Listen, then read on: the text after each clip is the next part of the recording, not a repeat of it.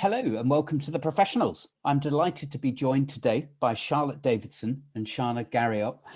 Charlotte is the Business Development Manager and Shana a Marketing Manager at Serle Court, one of the country's leading chancery and commercial sets of barristers' chambers.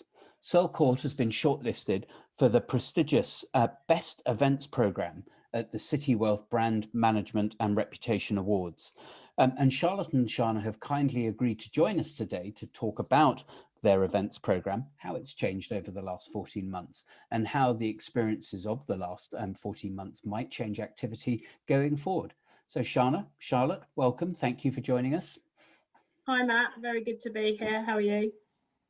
Thanks very much, Matt, for having us today. Pleasure. My pleasure. So my first question to you, Charlotte, to kick off is just how important is a full and active events program to a barrister's chambers, to Serle Court?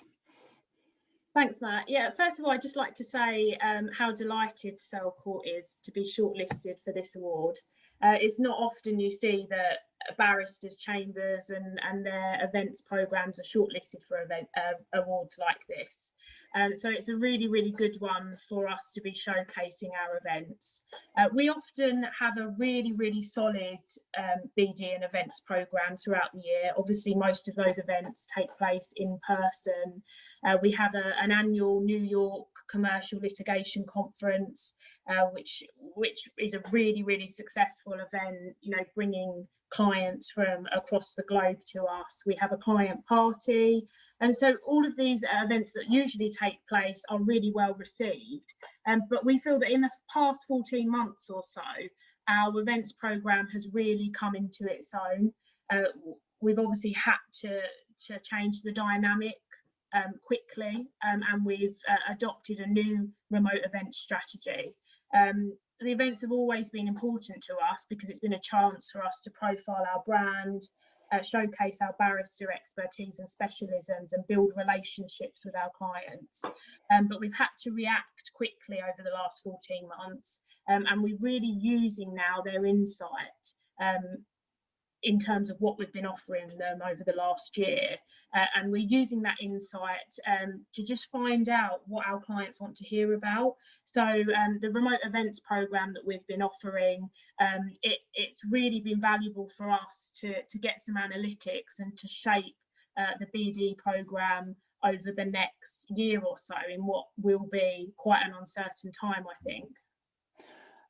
Shana, I mean, how has the events program actually changed? Are you able to give us an example of the kinds of events that you've been running that have got you shortlisted for this award? Yeah, of course, Matt. I think you know, as for every business, you know, the change in in-person events to remote events is quite dramatic. And we've been doing the remote events in a very successful way. And we managed to shift very quickly and adapt very quickly to the pandemic. So that's something that I'd like to say before giving an example. So the example that I'd like to mention today is a webinar series that we launched last year, and it was targeted for our Dubai audience.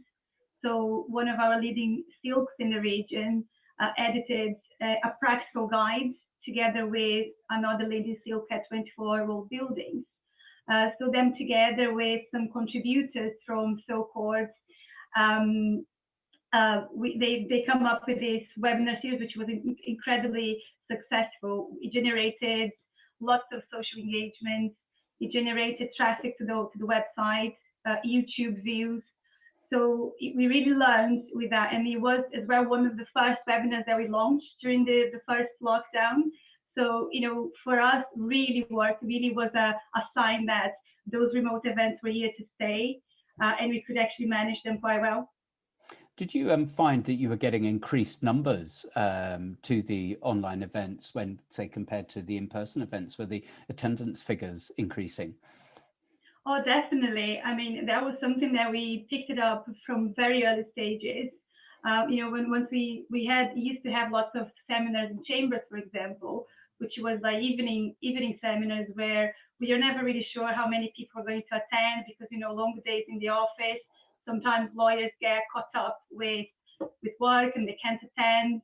So with the remote sessions, really gave the opportunity to allow people more time to attend. And even if they were busy and had work to get on with, they could leave it on the background to watch it later or to watch it as they work. So I think definitely that was a positive.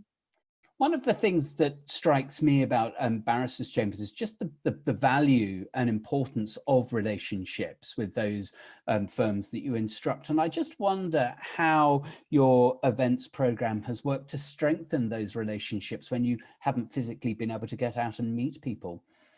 Of course, Matt, that's really important to say, really. I think the video calls really encouraged us to establish those relationships with people. I know, even though we were not physically, in meetings together and going for coffees and etc., we actually had the ability to see people and to meet people that perhaps we didn't meet before. So, and organizing these events as well, we had to arrange the details with partners and call them beforehand.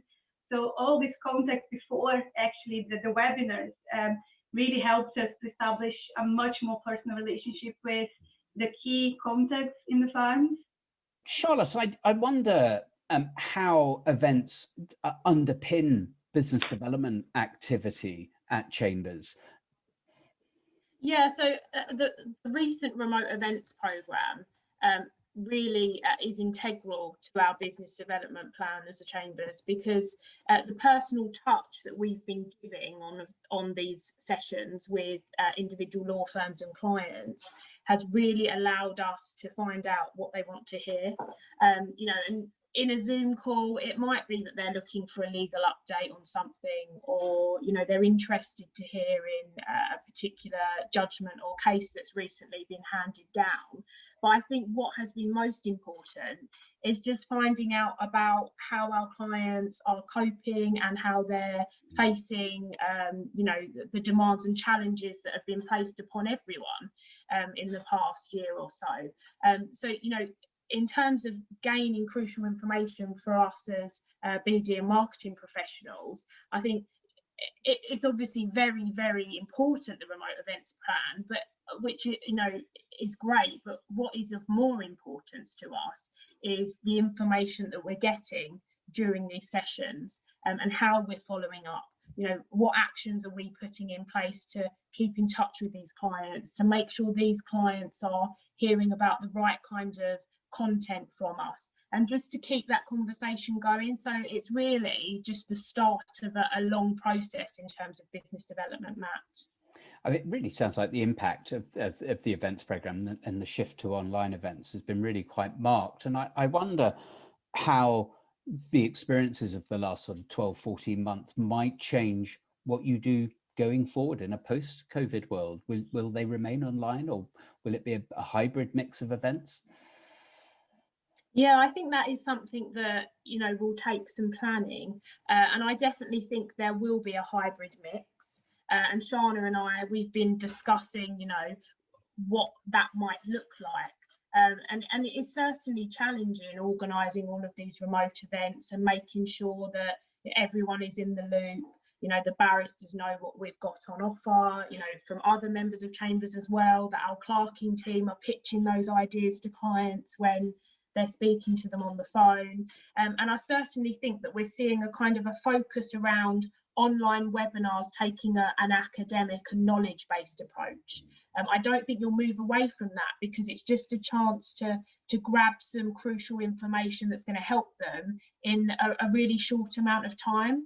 But as Shana will tell you, on the social side, our client party, our social events, you're not going to get that same kind of interaction and engagement, on a Zoom call like this.